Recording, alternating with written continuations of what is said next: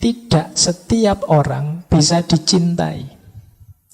Untuk dicintai perlu sejumlah sifat dan kelebihan yang tidak dimiliki oleh semua orang. Namun semua orang bisa menikmati dan merasakan cinta. Apabila engkau tidak menjadi orang yang dicintai, maka hendaklah engkau menjadi orang yang mencintai. Jika engkau tidak bisa menjadi Yusuf, maka apa yang menghalangimu untuk menjadi Yakub, ayahnya Nabi Yusuf? Apa yang menghalangimu untuk menjadi pecinta yang tulus dan yang selalu merindu? Nah, kita ini sering putus asa, gelisah, kecewa karena tidak dicintai oleh orang yang kita harapkan mencintai kita.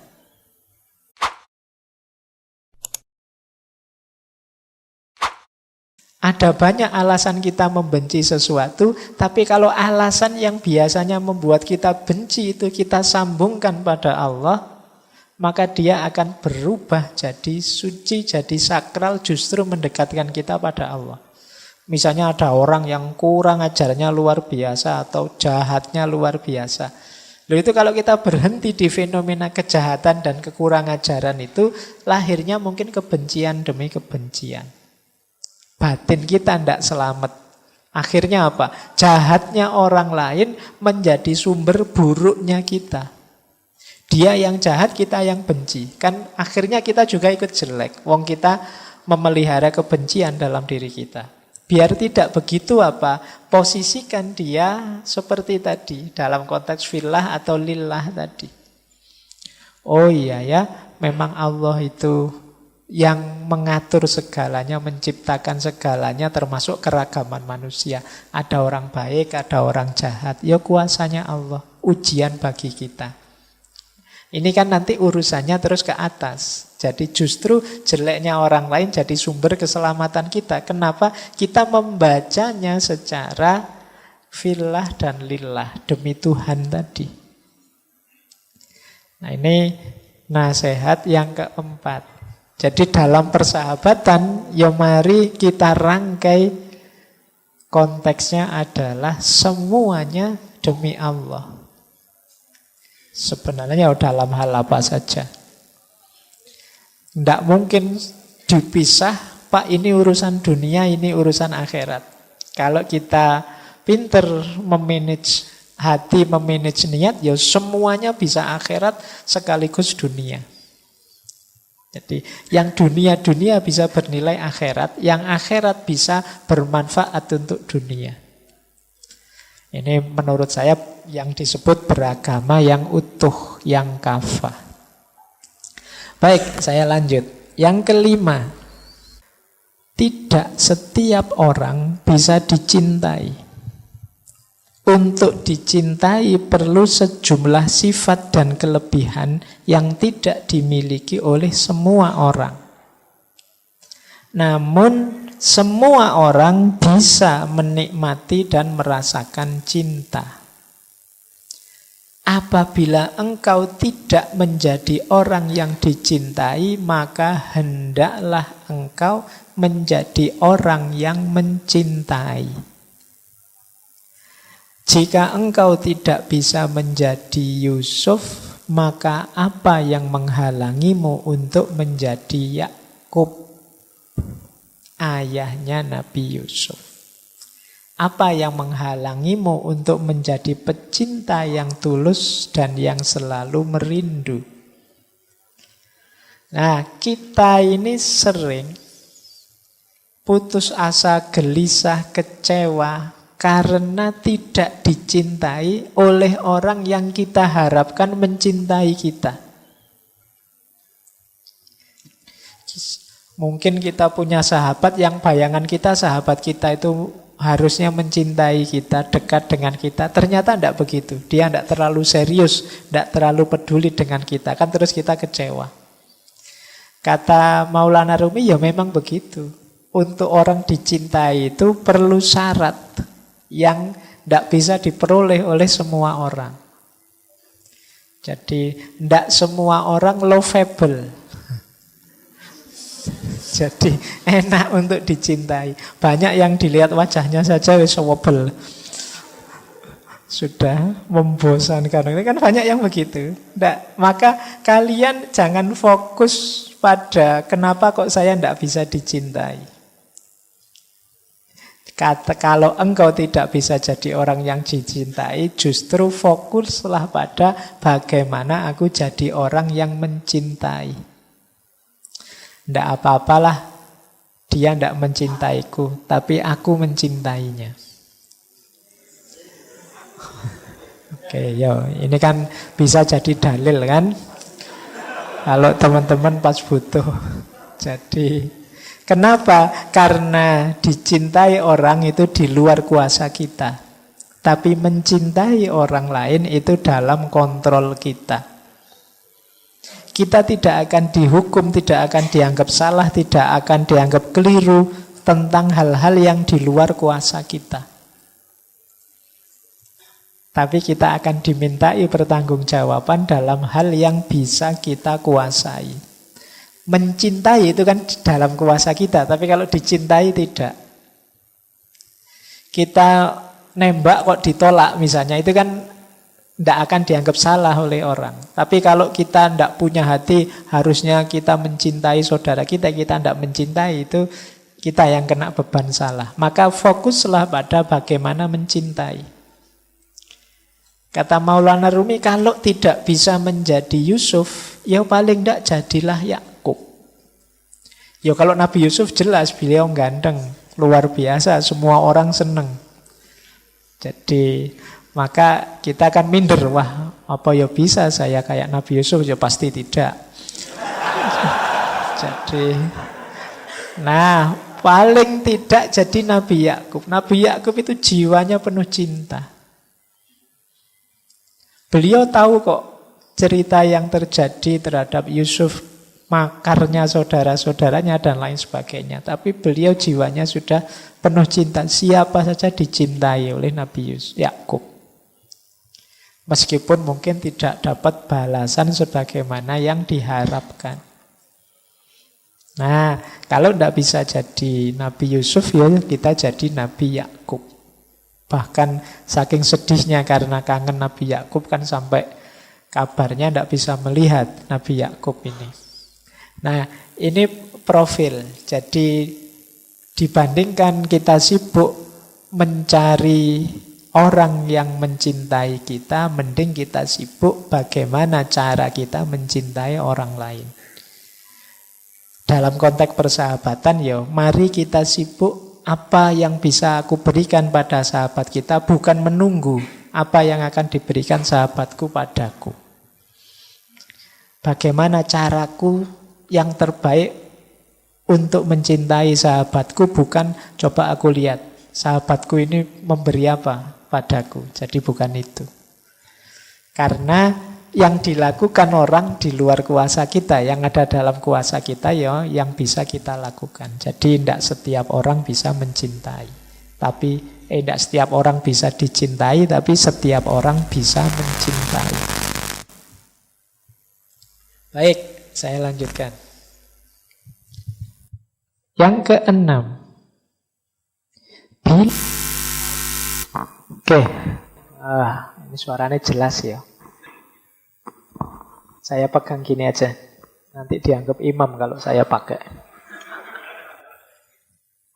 Oke, kita lanjutkan.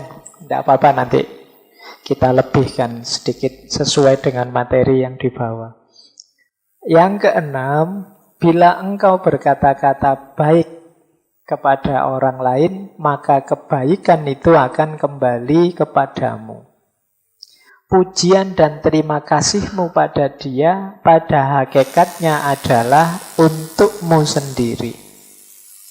Bagaikan orang yang menanam pohon mawar dan melati di sekitar rumahnya. Manakala dia memandangnya, dia seperti berada dalam surga. Nah, ini untuk kita ingat-ingat. Jadi apapun yang kita lakukan untuk sahabat kita yang bentuknya kebaikan, jangan dikira itu persembahan untuk dia saja. Jangan dikira itu pengorbananmu yang manfaatnya hanya untuk dia saja. Kalau kita melakukan kebaikan, itu sebenarnya untuk kita. Jadi tidak untuk dia. Kalau kita berterima kasih pada orang misalnya, ini kan berterima kasih ini juga jenis kebaikan. Itu juga sebenarnya bukan kita menuju dia, tapi sebenarnya kita menuju kita sendiri. Maksudnya apa? Ya kalau kita berterima kasih misalnya, sebenarnya itu adalah bukti yang menunjukkan bahwa kita punya jiwa yang bersyukur. Kita punya jiwa yang berterima kasih. Kalau kita membantu teman kita misalnya, ini sebenarnya menegaskan alhamdulillah berarti aku ini masih manusia yang dermawan, masih manusia yang mau berbagi. Jadi sebenarnya semuanya kembali ke kita. Kalau kita jujur pada orang lain, jangan dikira bahwa oh aku jujur, dia yang mendapatkan manfaat dari kejujuranku. Sebenarnya tidak. Kita juga dapat manfaat dari kejujuran itu. Jadi man amila sholihan falinafsi. Jadi barang siapa melakukan kebaikan ya untuk dirinya sendiri. Kebaikan itu. Jadi maka jangan ragu-ragu, jangan bimbang kalau teman-teman ingin melakukan satu kebaikan apapun. Termasuk kebaikan yang berhubungan dengan sahabat pada orang lain. Itu jangan dikira saya memberi berarti saya yang berkorban, dia yang dapat manfaat.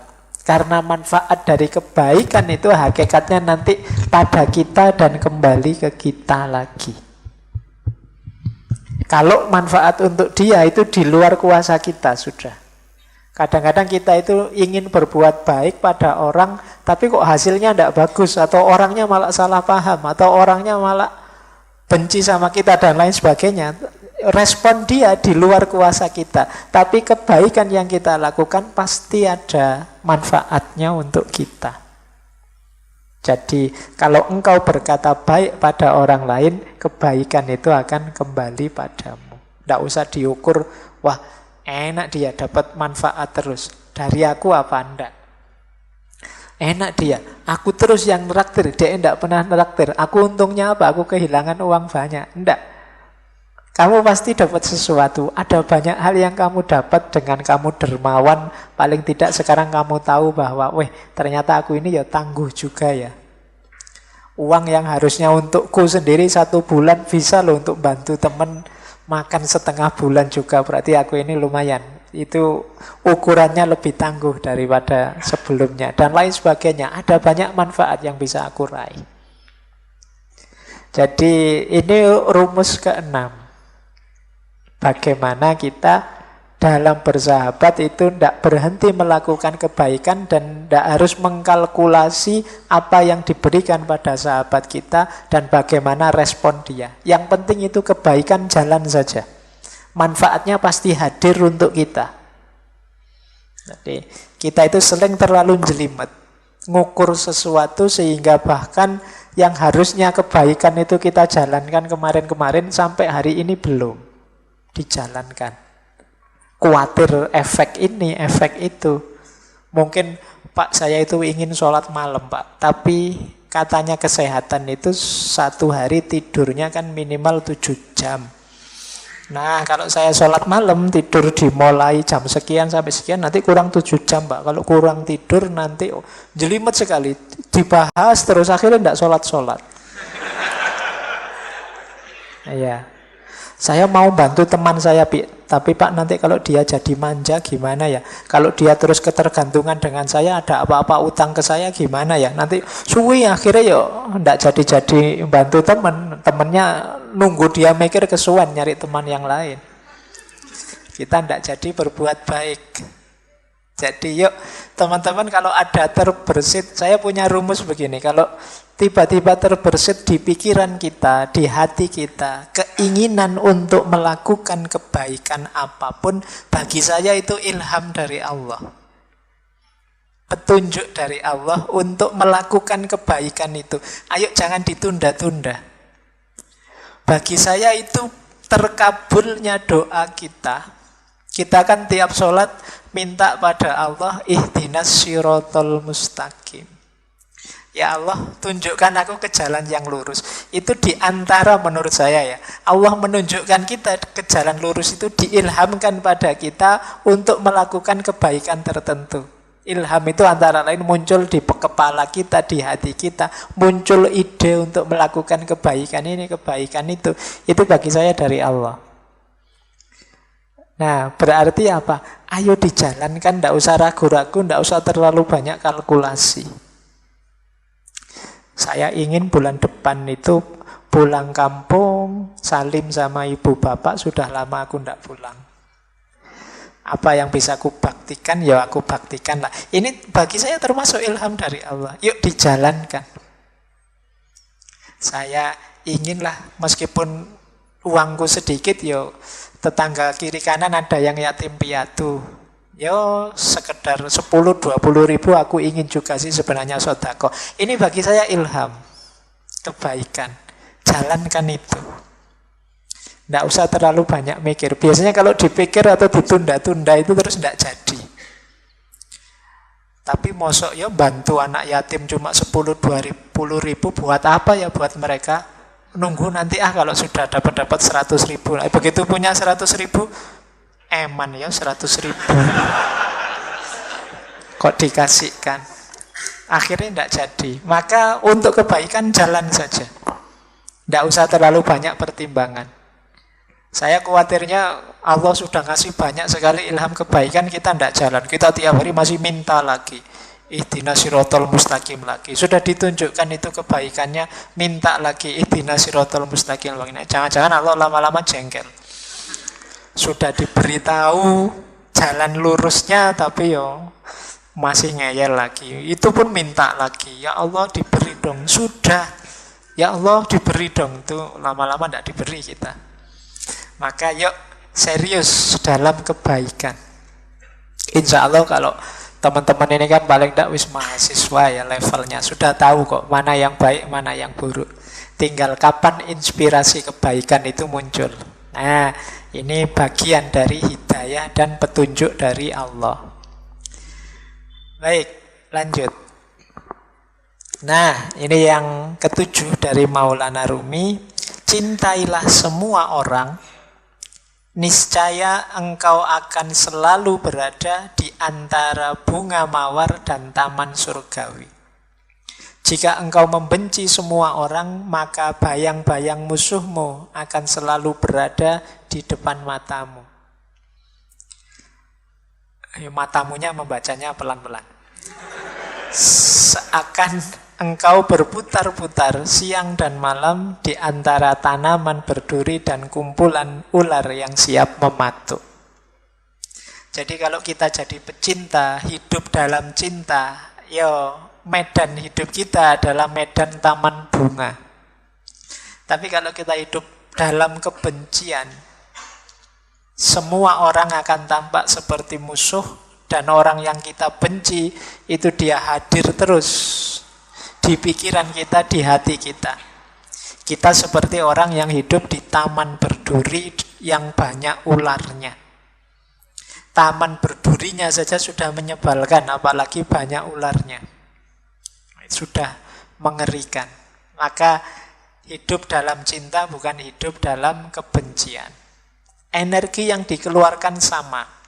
Tapi energi yang kita keluarkan untuk mencintai melahirkan kebahagiaan seperti hidup di antara bunga mawar dan taman surgawi, sementara energi kebencian melahirkan kegelisahan seperti hidup di taman berduri dan kumpulan ular. Ya sama energinya itu maksudnya sama capeknya. Dari kalkulasi matematikanya itu sama. Orang mencintai kan sibuk membahagiakan yang dicintai. Sementara orang yang membenci sibuk gimana caranya yang dibenci jatuh. Dua-duanya sama-sama sibuk, tapi rasanya beda. Orang yang mencintai sibuknya membahagiakan, menyenangkan. Sementara orang yang membenci sibuknya menyakitkan. Toh begitu kadang kita lebih suka milih kebencian. Nah, ini PR kita hari ini. Jadilah jiwa yang mencintai.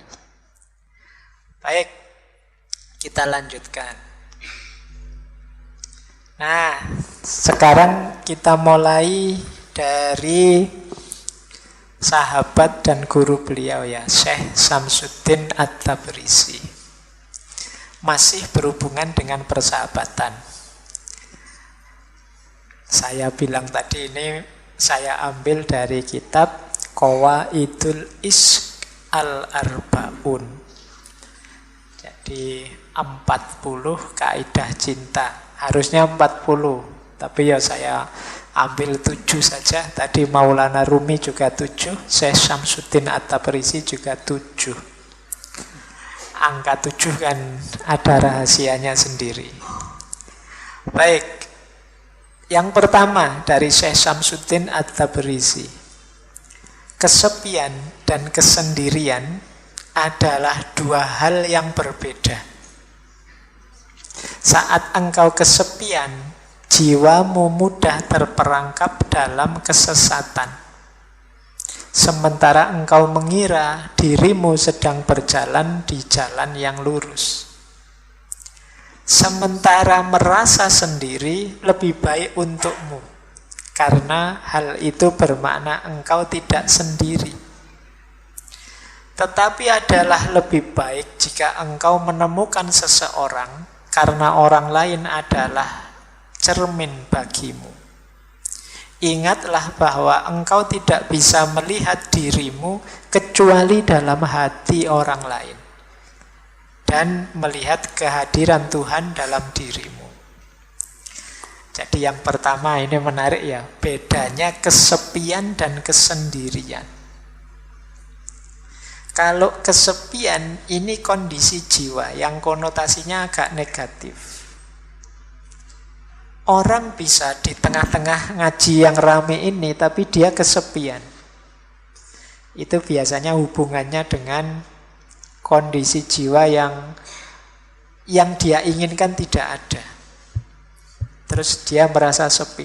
Ini orang satu masjid kok yang dibahas cinta-cinta saja. Nggak ngerti bahwa aku sedang patah hati ini misalnya. Loh, itu kan di tengah orang yang kecewa, dia merasa kesepian. Nah, kesepian yang semacam ini, kalau Syekh Syamsuddin Tabrizi ya, jiwa kita mudah terperangkap dalam kesesatan. Karena kita merasa tidak punya teman. Akhirnya kan kita, yang lain jelek semua, tidak ngerti aku, terus kita jalan sendiri. Kita merasa lurus padahal jangan-jangan kita sudah melenceng. Ini untuk para sahabat, kalian harus jeli temanmu ini kesepian atau kesendirian. Kalau kesendirian konotasinya lebih positif. Kesendirian itu yang orang memang sengaja menjauh untuk kepentingan tertentu. Saya ingin sendiri dulu ya. Itu kesendirian. Saya ingin uzlah dulu, ingin membersihkan diri dulu biar tidak banyak terpengaruh. Itu kesendirian. Banyak nasihat-nasihat yang menyuruh kita, yuk ambil waktu untuk sendiri sebentar, biar tidak terlalu terpengaruh. Nah, ini kesendirian. Agak beda dengan kesepian. Jadi kalau ada teman, ada sahabat, kok ingin sendiri, coba kamu cek dia memang ingin kesendirian atau sedang kesepian. Ini dua hal yang berbeda. Oke ya, kita lanjutkan. Nah, jadi yang pertama ini. Tapi baik kesepian maupun kesendirian lebih bagus lagi kalau kita ada teman. Kotoran yang sesungguhnya ada di dalam diri. Ada kotoran yang tampak dan mudah dibersihkan, tetapi ada satu jenis kotoran yang sulit dibersihkan dengan air bening. Itulah kebencian dan fanatisme buta yang melekat dalam jiwa. Kita bisa membersihkan tubuh kita dengan menjalani hidup sederhana dan puasa, tetapi hanya cinta yang bisa membersihkan hati kita. Jadi ada kotoran jasmani, ada kotoran rohani. Kotoran jasmani itu mudah kita bersihkan, ya antara lain hidup sederhana, puasa itu kan membersihkan fisik kita. Tapi kalau kotoran rohani, ini jalan untuk membersihkannya hanya cinta. Kotoran rohani, kata Syekh Syamsuddin At-Tabrisi, ada dua. Yang pertama kebencian, yang kedua fanatisme. Fanatisme ini jenis menduakan Allah dengan yang lain. Jadi keterikatan pada yang selain Allah, itu namanya fanatisme. Ini mengotori jiwa kita. Kebencian mengotori jiwa kita, fanatisme mengotori jiwa kita. Obatnya apa? Cinta. Jadi semoga teman-teman bolak-balik mendengarkan kata-kata cinta ini tidak malah bosen ya. Saya khawatirnya cinta lagi. Bosen Pak. Tidak apa-apa, ini harus diulang-ulang. Sampean bosen juga tidak apa-apa. Paling tidak nanti masuk ke bawah sadarnya bahwa kita memerlukan banyak cinta untuk hidup ini.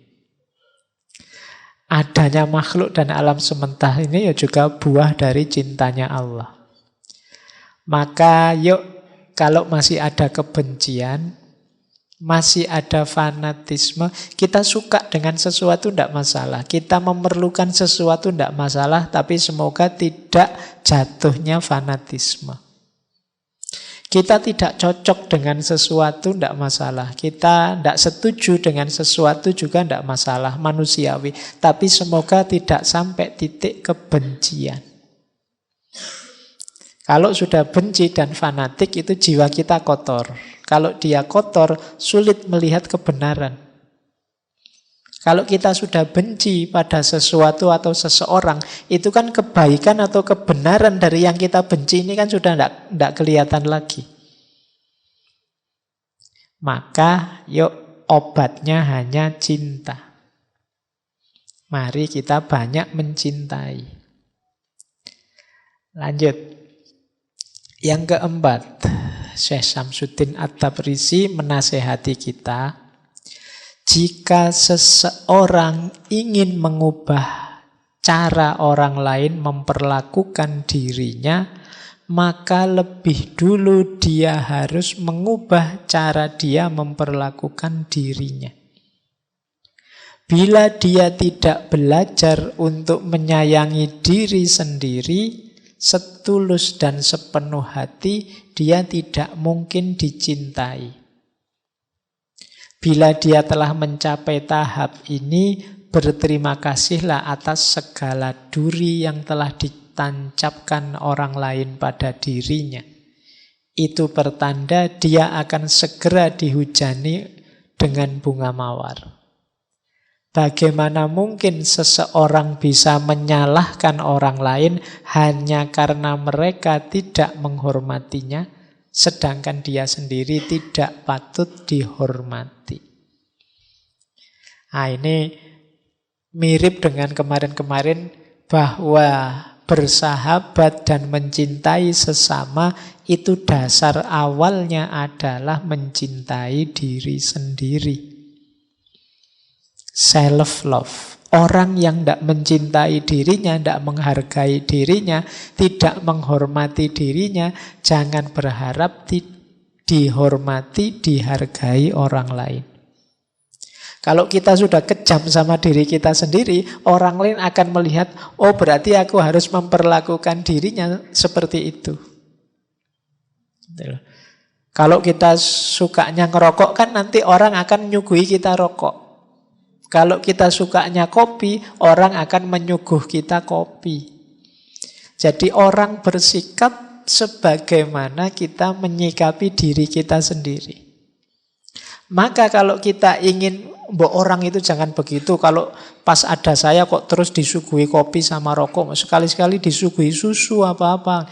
Nah, orang bisa nyuguhi kita susu ketika mereka tahu orang ini kebiasaannya tiap hari minum susu. Berarti apa? Ayo ubah kebiasaanmu. Kalau ada orang tidak menghormatimu, coba kamu introspeksi, jangan-jangan memang selama ini aku tidak menghormati diriku.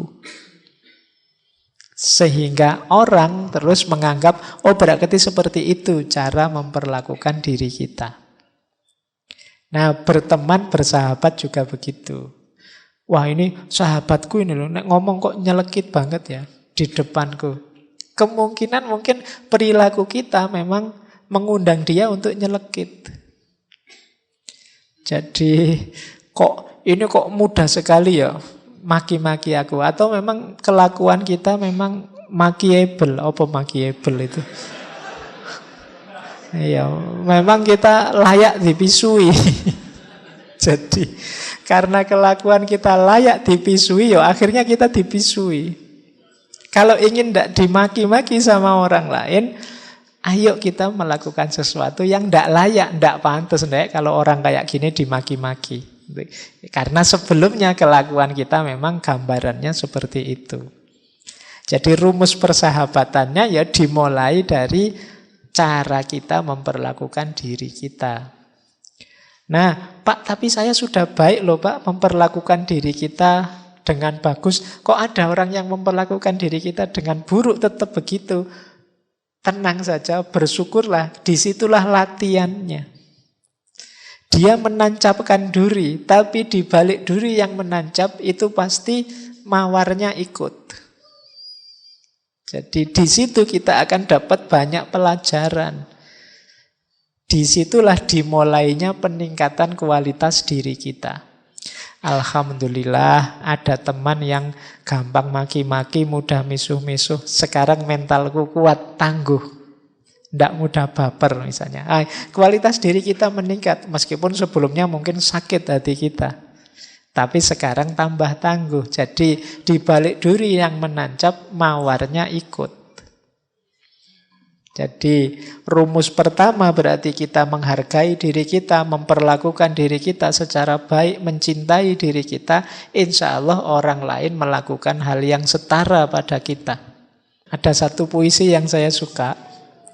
Ini mungkin tidak terlalu relate dengan persahabatan, tapi menurut saya penting. Menjadi manusia itu seperti rumah singgah. Setiap pagi ada yang hadir. Bahagia, kecewa, pahit, pikiran sesaat. Yang datang sebagai tetamu yang tidak diundang. Ucapkanlah selamat datang. Sambutlah semuanya. Meskipun jika mereka adalah sekumpulan duka yang menghempaskan rumahmu seisinya. Mereka bisa membersihkanmu menjadi ketercerahan yang baru. Urusi setiap tamu dengan hormat. Pikiran gelap, aib, jahat, terima mereka di ambang pintu sambil tertawa. Suruhlah mereka masuk. Bersyukurlah pada apapun yang datang karena masing-masing dikirimkan dari jauh sebagai penuntun untuk kita. Jadi kita ini, pahamilah diri kita ini seperti rumah singgah. Setiap hari berseliweran tamu-tamu yang masuk. Termasuk tamu yang mengecewakan, tamu yang menyedihkan, yang buruk, yang menyusahkan, dan lain sebagainya. Hargailah semua. Sambutlah semua dengan gembira karena semuanya adalah penuntun kita, pelajaran bagi kita untuk membuat kita tercerahkan. Peristiwa yang baik, alhamdulillah, nanti kita perkuat, kita ulang lagi.